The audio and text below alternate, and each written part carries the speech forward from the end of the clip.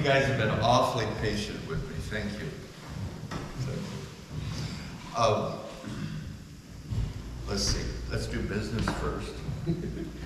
I have. May I tell you a story? Oh, God. Be the first one. Yeah.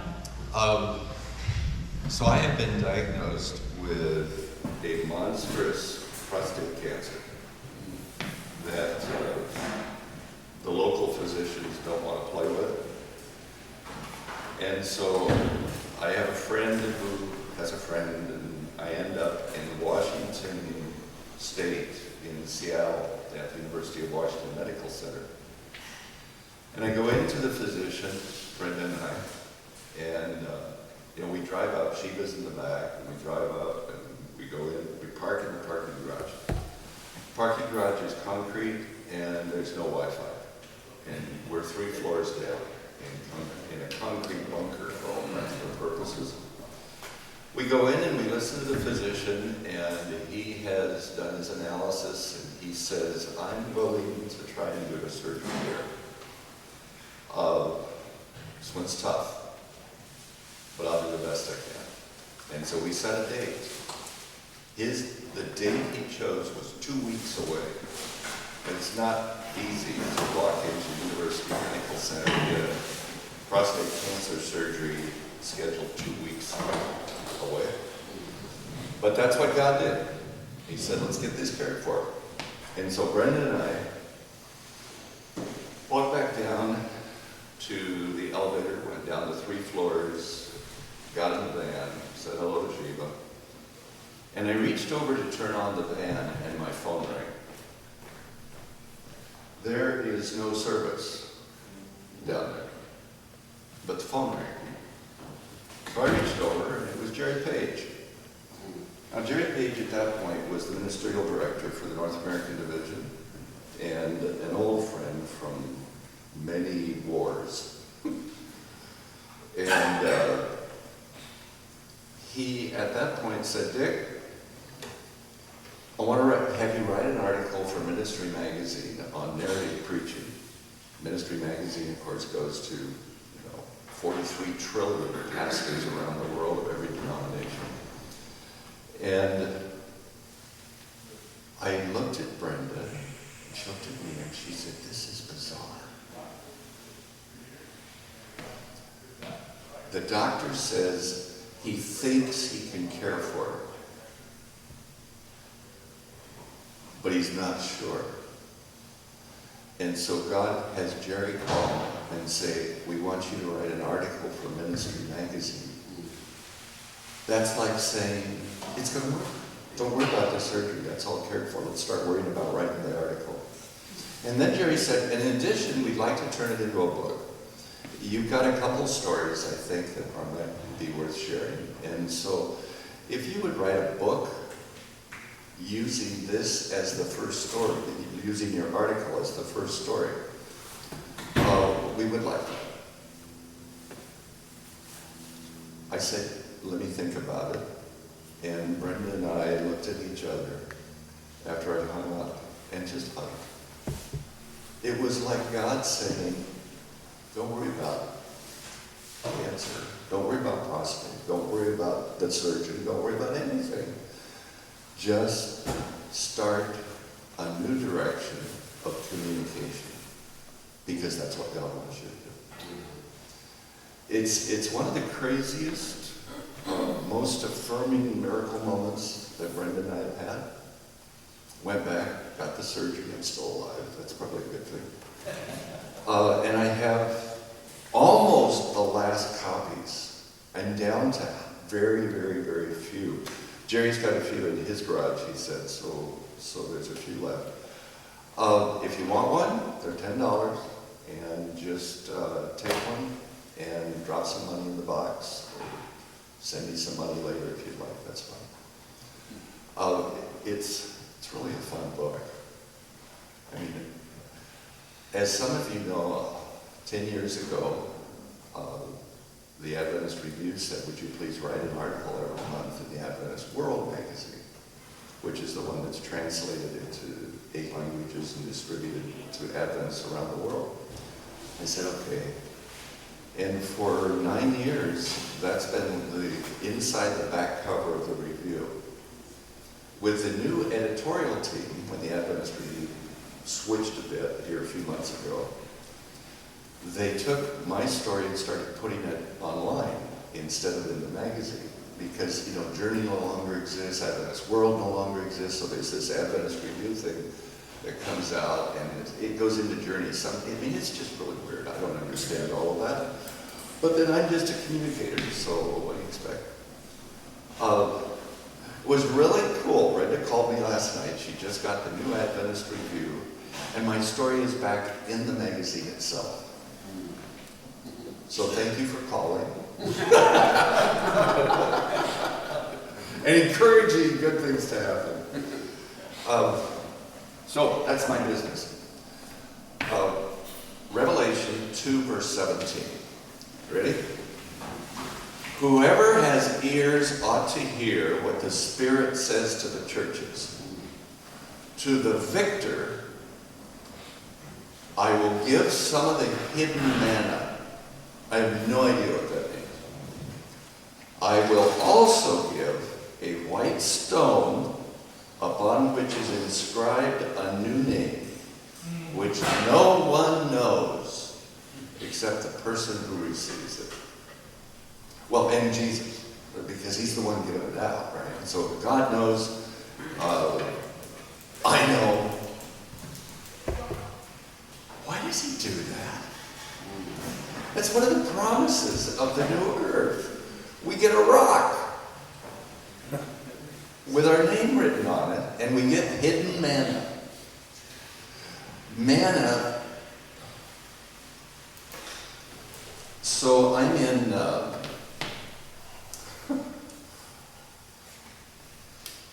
Sao Paulo, Brazil. It's Sabbath morning. Mark Finley's preaching at the big university church.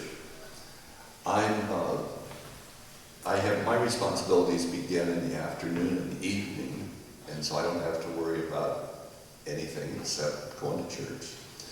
And I don't like to just go to church and sit in the normal places and, you know, sit on the front row, and I'm the white guy from America and who only speaks English, not Portuguese. I hate that. And so Brenda and I kind of wander.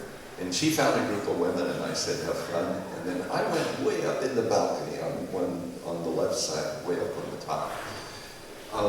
The university church in Sao Paulo is huge. I have no idea how many people it holds, but it was packed that Sabbath.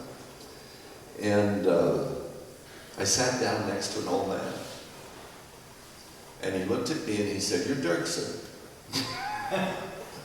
And I said, "And you are?" "You know my son."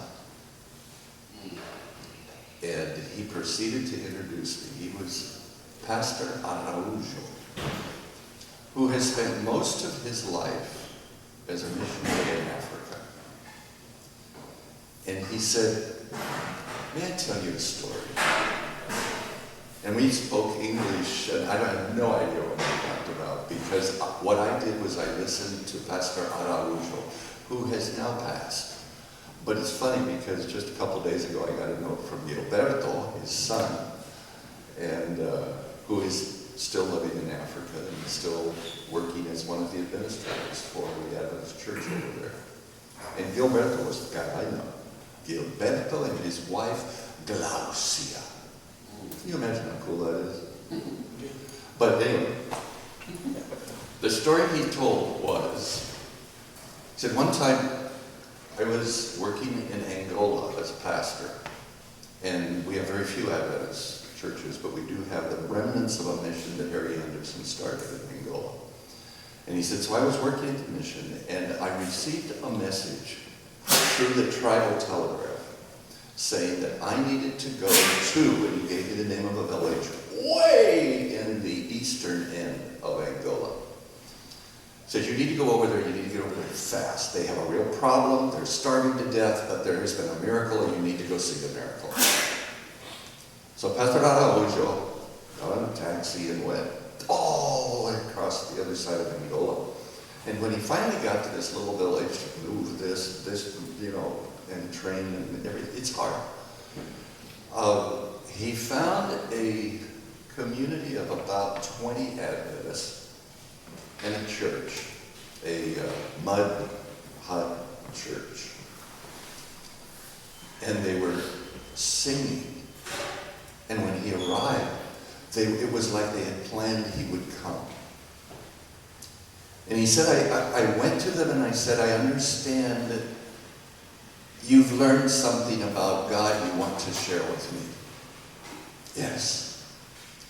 And they said, we have a young girl who just tells the story best. And she's about 13. And so she begins to tell this story to Araujo. She said, we were starving. You can see the fields. There was no crop this year. We have nothing. There was no hope. We were all going to die.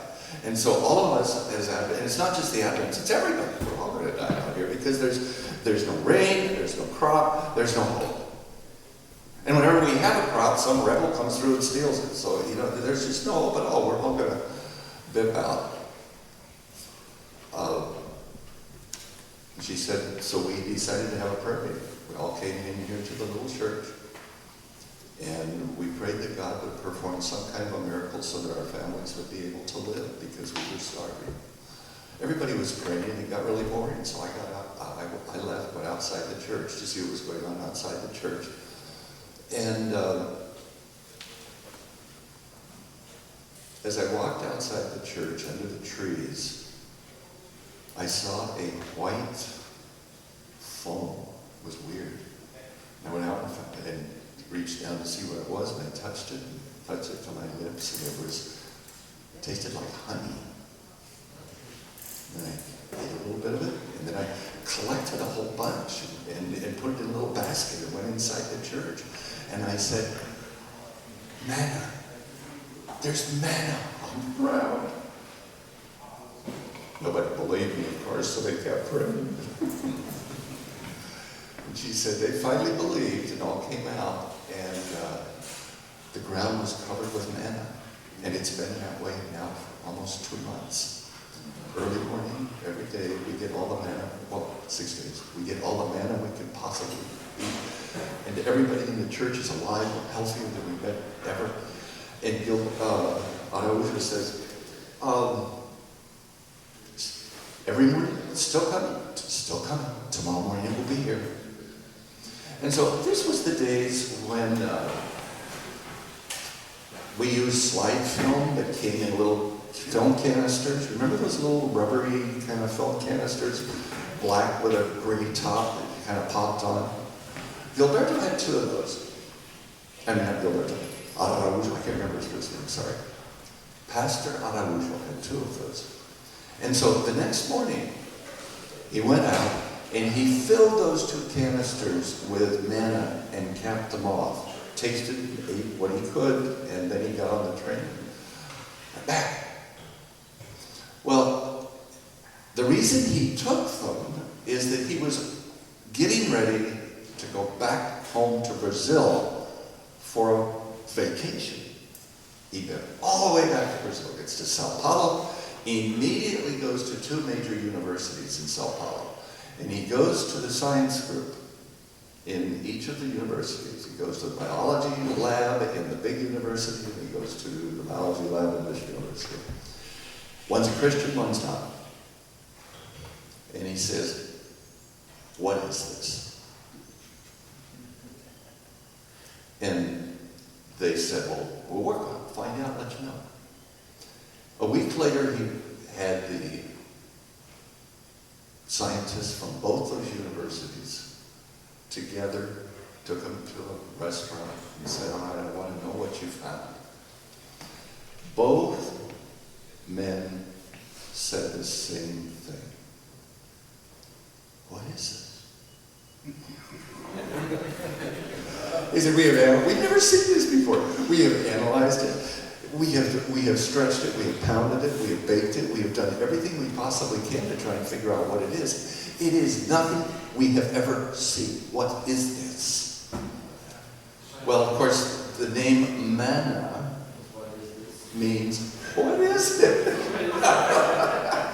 That's what the Israelites said. And then both of these scientists told Araujo the same thing. We don't know what it is. We wish we had a ton and a billion tons of it.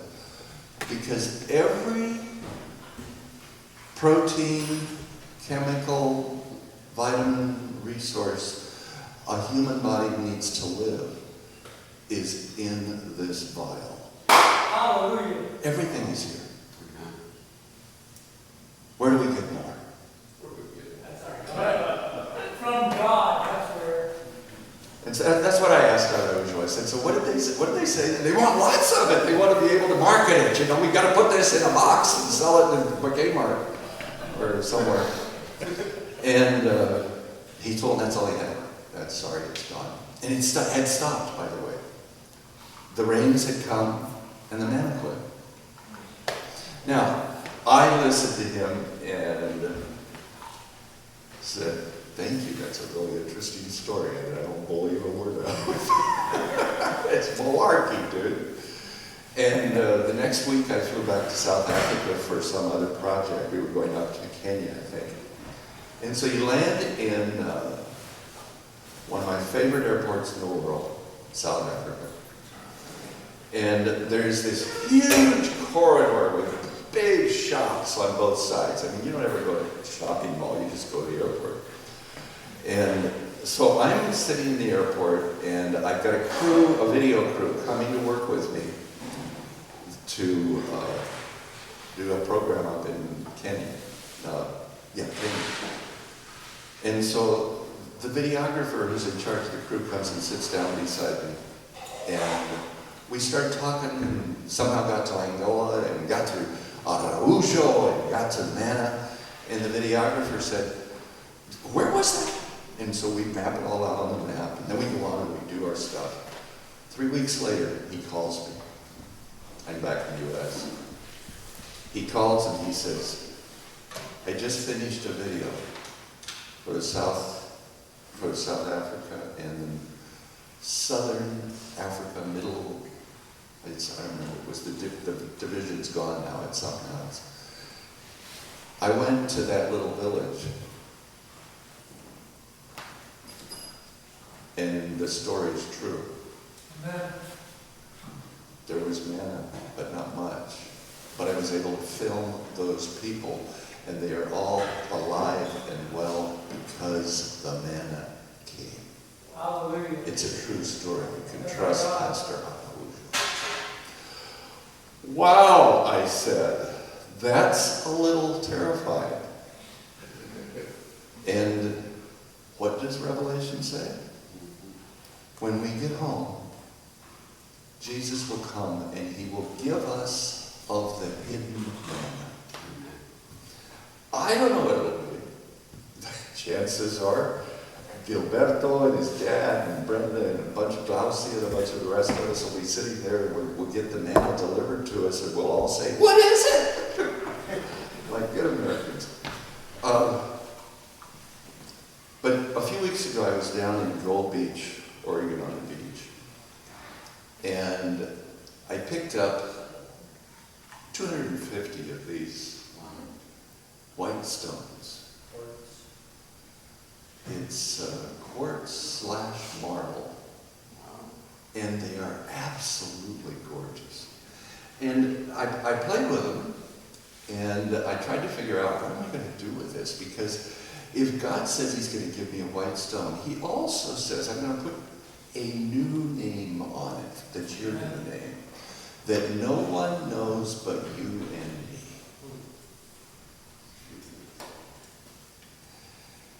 Isn't it incredible when you go into a crowd of people you don't know, and somebody says, hey, Dave!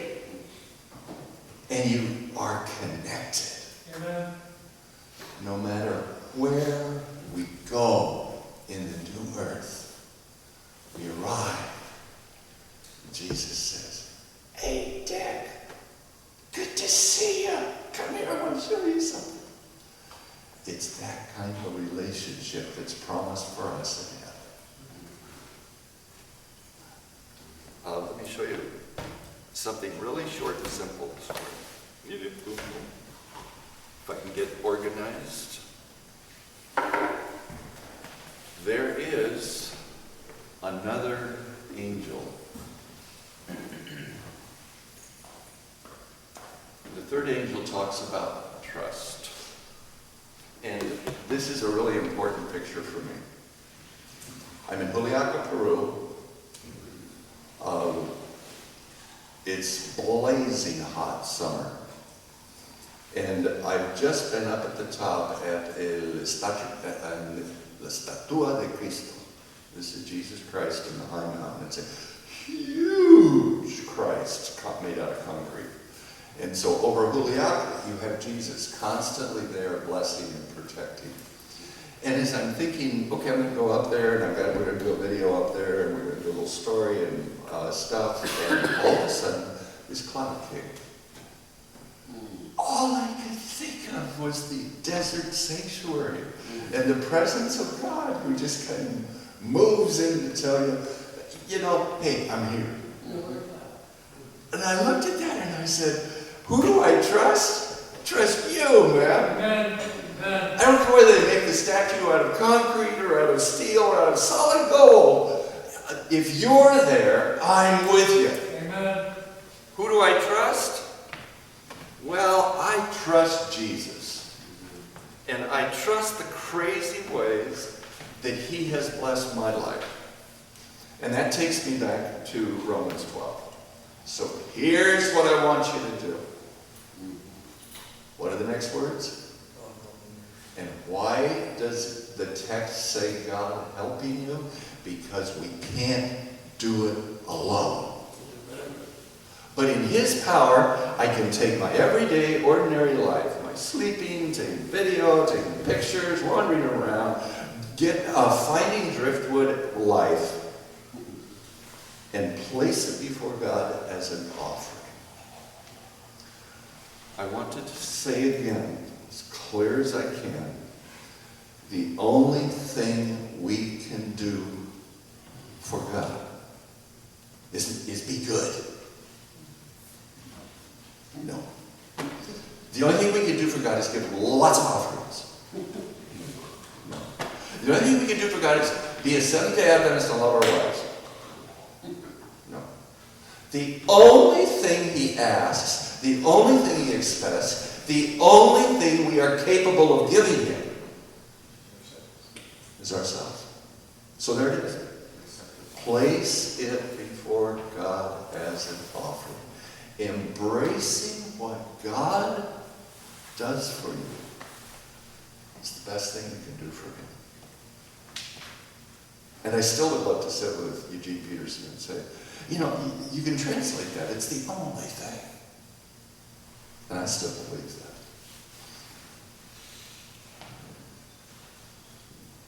Remember the video I showed you last night, the really crazy YouTube My Deliverer thing? I love that because so often I look to earth to find answers. I look to my friends, I look to Illinois State, or I look to my pastor or somebody to help fix stuff. And Rich Mullins would say, yeah, right. No. The only place you're going to find the answer is Jesus. And that's why I love that video, because it goes through all this stuff. Everybody is in that list,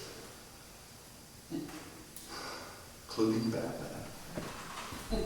But the only answer is the guy at the end who just reaches down and loves us.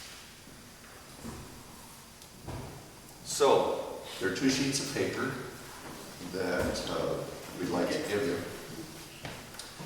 And this is a collection I've made of some things my deliverer says.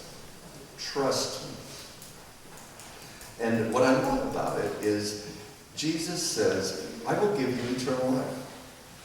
And I'll give this to you so you'll have it to play with. I'll give you eternal life. I will treat you as others would like to have them treat you, as Matthew said. And these are all ways Jesus says you can trust me too. When I give myself to him, what does he do with me? He turns me into his child, his son, his husband, his boss, his guy, and says, I'm going to make you like me in your world. And then at the very bottom of the list, you can see it's feed my sheep. There's a second one. You get 2 sheets, and I put it 2 completely different ways. One has verses, one does not. One says it's kind of what you would get in a Bible class, the first one. You go back and look at this, it's I promise you eternal life, and then John 3:16. And so you're looking at Bible verses and God's words. But I kind of prefer this. It's the same concept, but it's I'm always with you.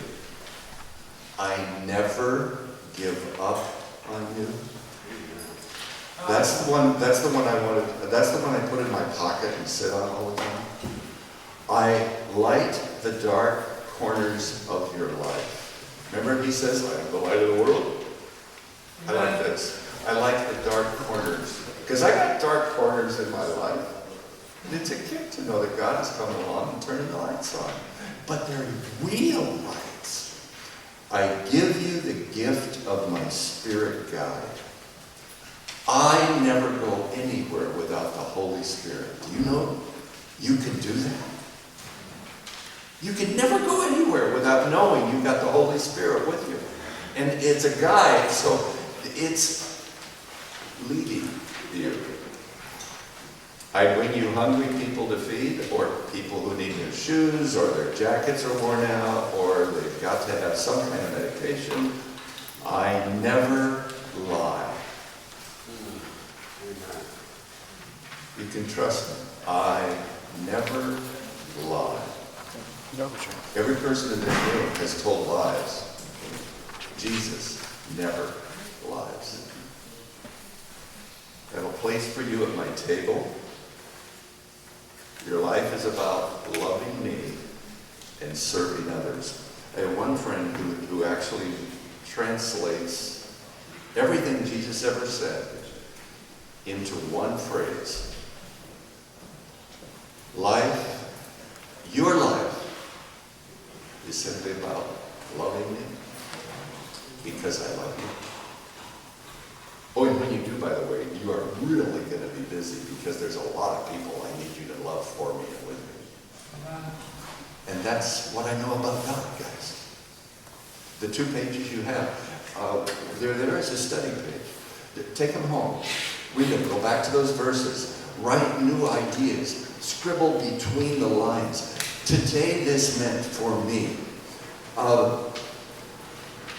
It's like the gal who runs PDX Saints in Portland, Oregon.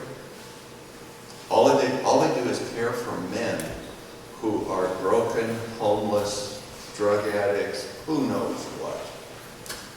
And it's a beautiful spot. And she and her little group of about 12 ex-addict, ex-prisoners, ex-everything. They just love a group of people. And I said, so what's the most important thing you do every day? And she said, greet with smiles. Amen. These guys have not seen smiles. They've seen fear. They've seen hatred. They've seen all kinds of ugliness. My job is to love them as Jesus loved them. 3 years ago, she was a prostitute on the streets of Portland because that's the only way she could get food for her kids. Now she's in charge of PDX Saints, serving over 35 guys every week. With love. Not something you buy. Not something physical. Something deeply spiritual and transformative. Because she's willing to say, I am doing what he has asked me to do. And the deep spirituality, I asked her, my wife asked her, Brenda said, so Are you a member of a church? And she said, no, I'm not. Because for me, in my situation, that would put a brand on me and would make some people uncomfortable with me. So instead, I just am a follower of Jesus. Someone who loves being loved by Christ. Cool, huh? I was in Escalante, Utah one morning actually, stayed all night. And I was visiting with a guy who makes furniture out of plywood. It's dumb, but it's kind of cool when you get to know him. And so after spending some time and laughing and enjoying watching what he did and why he did it, and sitting in his beautiful plywood chairs that are really comfortable, I said, so is there anything around here I ought to be photographing? And he said, yeah. I want you to go take a picture of something that very few people even know exists. I have now found it in one book. That's all the books about Anasazi art and Fremont art and pictographs. No, it's not there. One time. And so he said, you go up here until the two peaks are at exactly 9 o'clock, and then there is a giant slash-burned pine, and if you get those to where they're on a straight line, park, walk 50 paces into the forest in the red rocks, turn left, and walk until you get to the face of the big boulders. And be ready. So I did. Brenda and I were trucking up here, and this is what we found.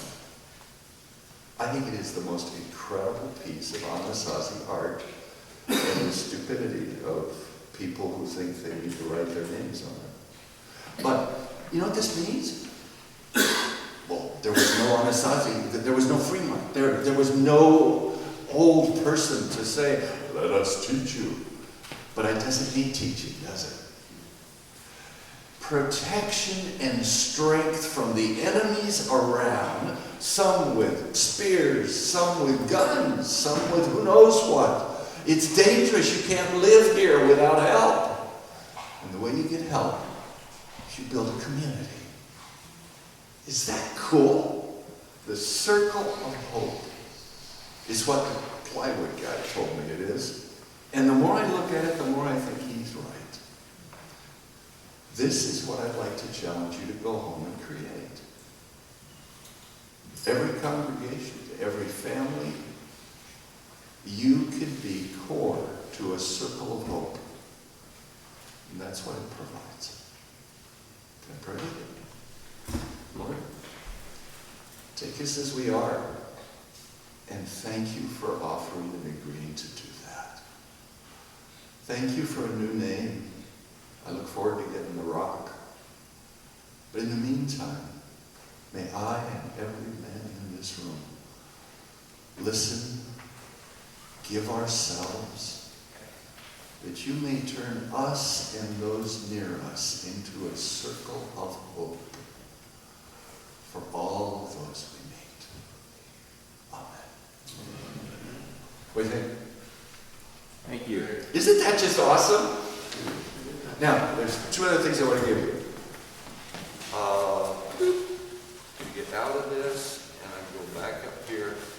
Somebody asked me, is there a website where you can find some of the pictures and where you can communicate with me easily? It's Duerksen.smugmug.com. So you can remember that, okay? Smugmug. How's that for a really weird name for a website? But there it is. That's who I contract with. So you can go there, send me a note if you want to be on the Friday photograph. Come up and get a book. I don't really want to take them home. And the last, I've got one song to give you. And to do that, I got to go back up here, push play, go all the way down.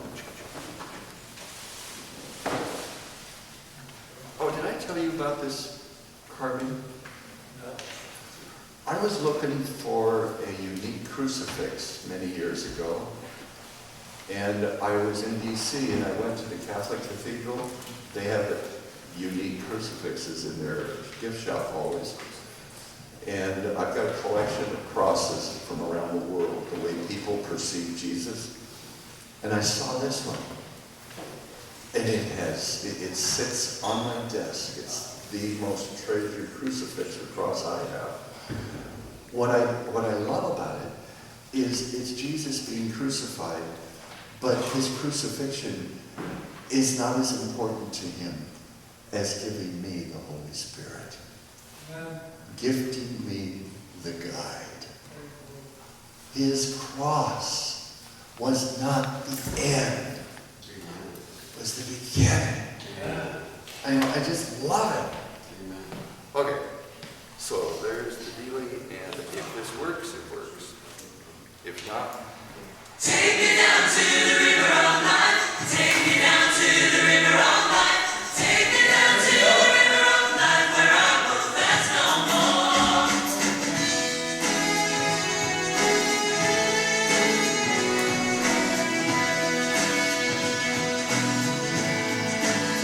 Take me down to the river of life. Take me down to the river of life. Take me down to the river of life where I will fast no more. Flowing from the throne of God down through the golden sea. River washes over me so wide and crystal clear. Take me down to the river of life. Take me down to the river of life. Take me down to the river of life where I will fast no more.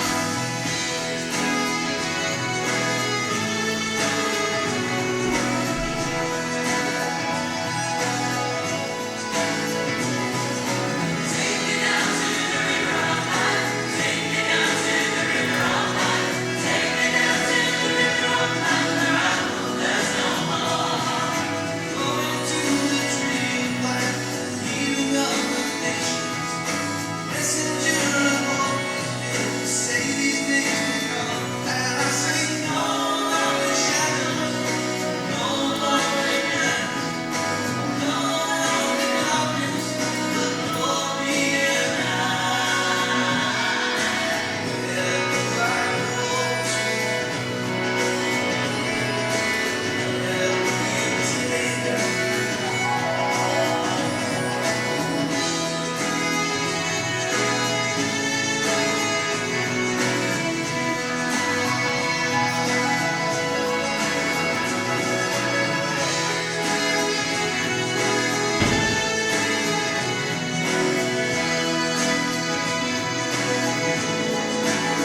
Take me down to the river of life. Take me down to the river of life.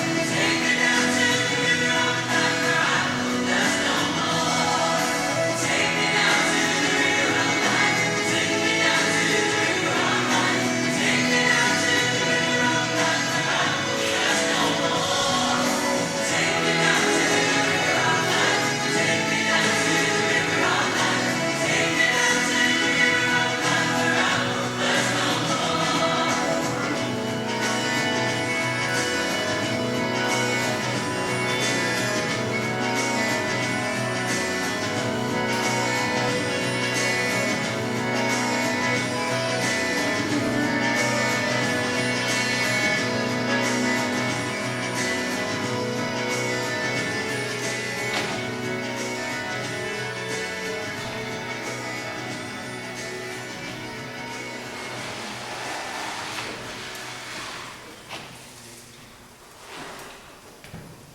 God bless you.